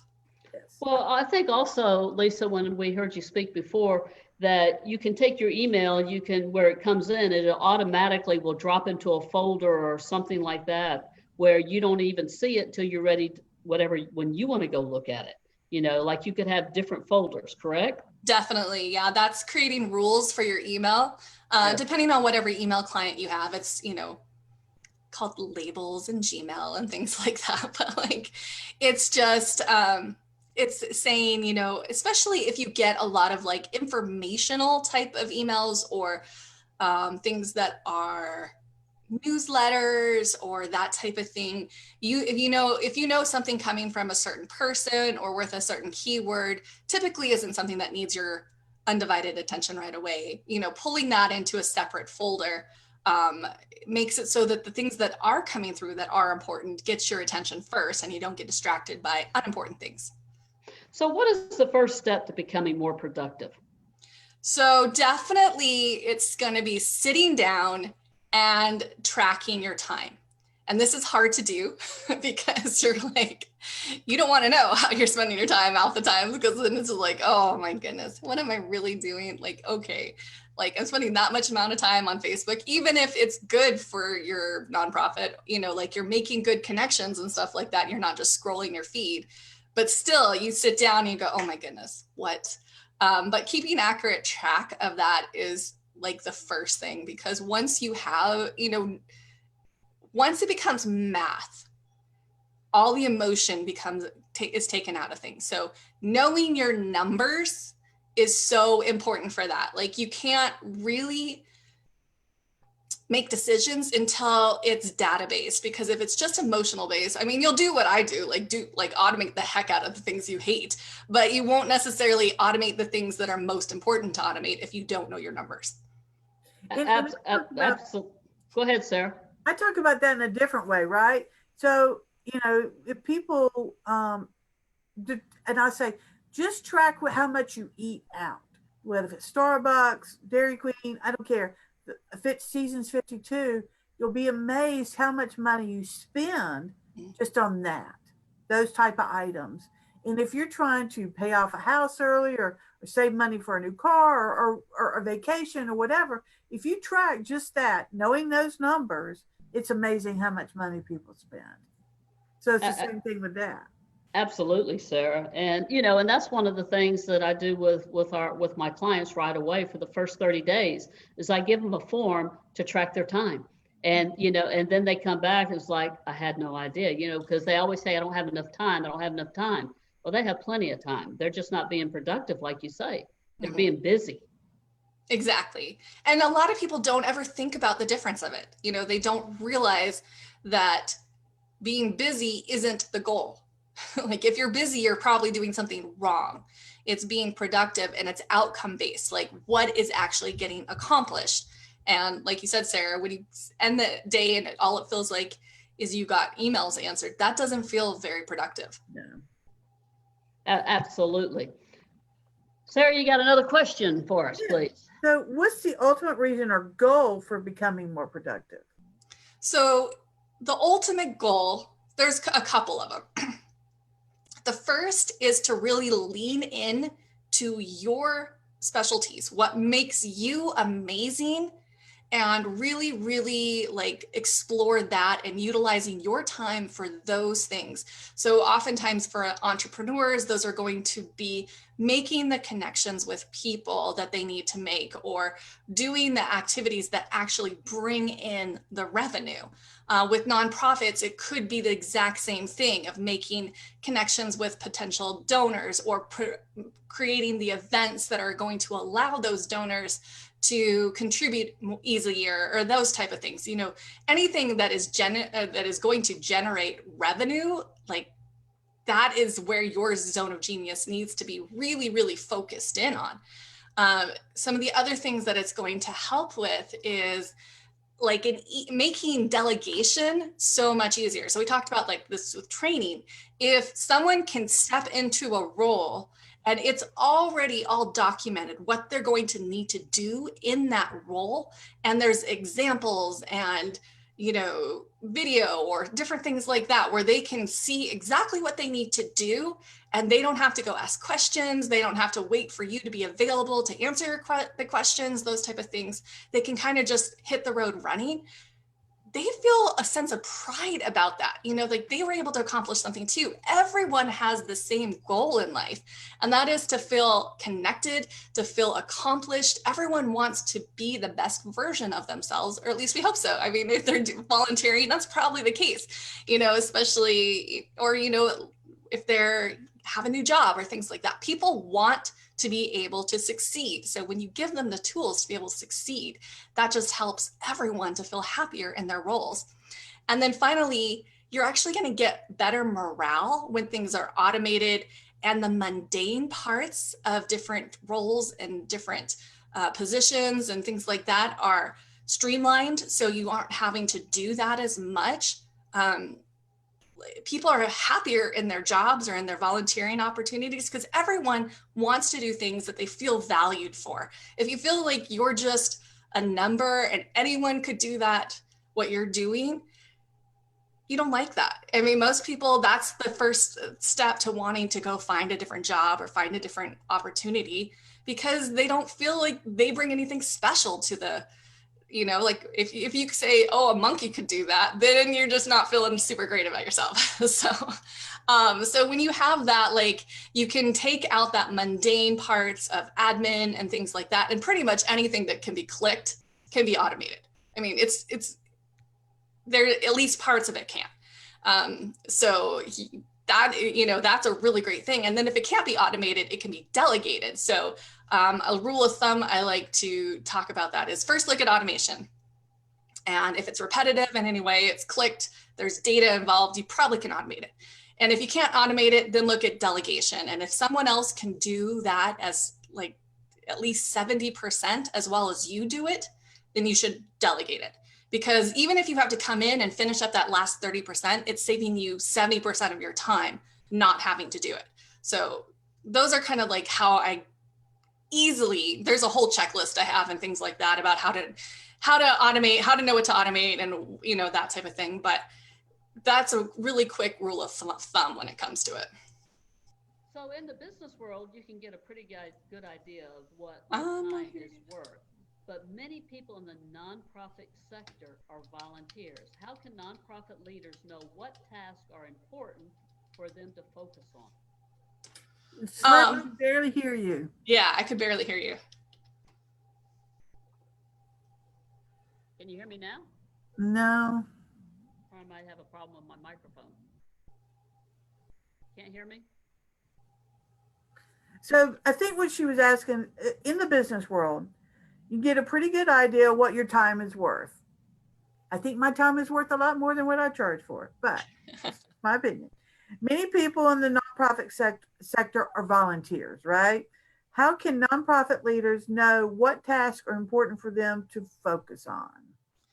So it's really good, even if you aren't necessarily being paid for your time. Hopefully most nonprofits get to where, you know, the people who are doing all the work at least get compensated for their time, because they should be, because they're amazing and they need that. They need to be able to continue in those roles. And compensation is a big part of that. But if you're in the realm where you're still volunteering your time, you need to look at what that would cost a company to come in and do that, or things like that. You know, you need to actually put some numbers to your time, and then that's going to give you a better idea of whether it's cost effective to delegate it or automate it. Luckily, in the nonprofit world, I mean, you can get, if you have a worthwhile cause that people believe in, you can typically get some volunteers, some highly skilled volunteers who are willing to donate their time, their knowledge, to help you out. So that's a wonderful gift that nonprofits have that they definitely need to be utilizing. There is no reason for a nonprofit to be doing all their social media if anyone else who has experience in that is willing to do it. Like, they should reach out to people and reach out to companies, because a lot of companies out there want to help. They just don't know how they can help. So, you know, reaching out, giving opportunities to people, that type of thing is really important. I have a podcast, and on my podcast, I actually had someone come on and talk about working with nonprofits and how that benefits businesses. And so, you know, there's a lot out there that, you know, you can educate businesses about how it's going to benefit them, you know, through community perception and employee morale and different things like that, to be a part of this. And if you can, I mean, even get 10 to 15 hours a month donated time-wise to help out with some of these tasks, I mean, that's an amazing gift. So definitely take advantage of that, but put an actual value to your time. Don't think that because you're not getting paid, your time isn't worthwhile, because it is so worthwhile. And it's probably more important that you streamline how you're using your time when you're not getting paid, because your time is going to be very limited. You're going to have another source of income for for, you know, your living expenses and all that stuff. So when you are focused on your nonprofit, it needs to be highly focused and highly productive so that you can get the most out of your time. Absolutely. And I listened to your podcast, Business Under Pressure. Yeah. Good. I listened to it. That makes me happy because no one listens to it yet, but we're getting there. I do. Yeah. Can you hear me now, Sarah? No. You can't hear me? Unplug your earphones and just talk and see what happens. Can you hear me? It's the same. It's the same. Fine. All right. Can you hear me now? About the same. Okay, so the final takeaway, where should people who want to become more productive start? So you're talking to me, where do I start? The first thing, well, we already talked about like tracking your time, Right. but I would say before that is to get in the right mindset about it. It has to be something that you really want. If you don't want it, you're not going to put the effort into doing it, or, well, you might put the effort into setting up the systems, but you're not going to stick with them. So finding your why and figuring out what the ultimate goal is and making sure that that resonates with you, that is number one. Because like I can tell people all day long, and I'm glad that you guys have implemented some of the things that you've heard me say, but like I can tell people all day long hints and tips and things they can do to be more productive. But until they say, this is going to benefit me, this is really going to help me and my organization, they won't implement them. So I think really coming and finding that why for you personally is a huge part of it. And one of the things I've learned over time, and especially this year, as a business owner, I need to set time aside just to do those things. And of course, this tax season, it wasn't as easy to do that. So now for the next few months, those tasks have got to be done. So at the beginning of next tax season, I'm not rushing. I'm not running around here with a chicken with her head cut off. Yeah. I need to have those set up. But I've learned over since then that one day a week's got to be to grow my business, all about the business, not about the work. Because if I don't take care of the business, I won't have the work. I love that. And it's so true. And that's actually time blocking, right? Like where Right. you block out certain days and certain times where it's for a certain type of task. And that's all you do during that time. And that's really a key to productivity too. And, you know, of course I didn't get into everything because there's like 1,000 tips out there to be more productive.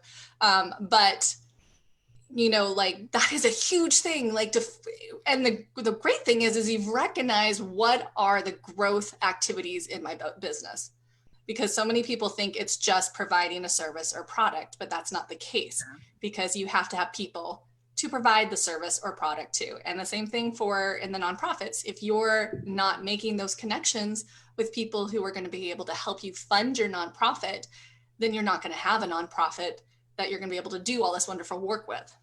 Absolutely. So we've got just a few minutes left. Excuse me. So tell us how we can find you, where we can listen to you, like your podcast, all those wonderful things.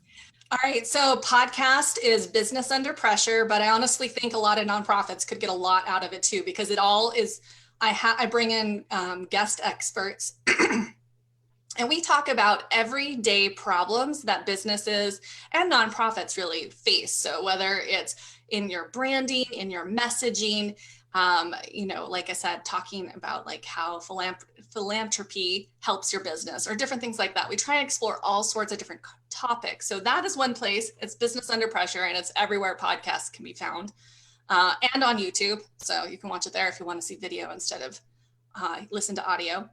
And then Lisa at sage-peak.com. That's my email. So sage-peak is my business, Sage Peak Business Solutions. Also, you can Google that. You will find me. And I have a Facebook group that is Success Driven Entrepreneurs. And we're actually going to start really diving into that group about productivity a whole lot more. But it's also a place where you can come and connect with other business owners and help each other grow your businesses. So yeah, those are the best places to probably get a hold of me. All right, Celeste, can we hear you? No, I can't hear you at all now.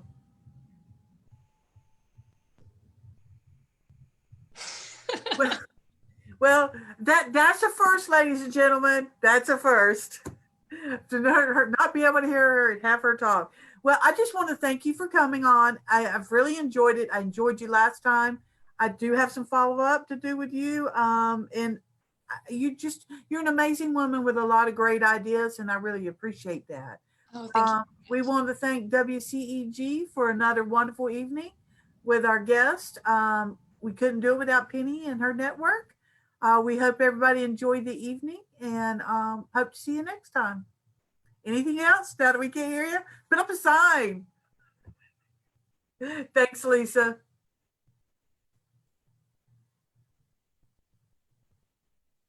Good night.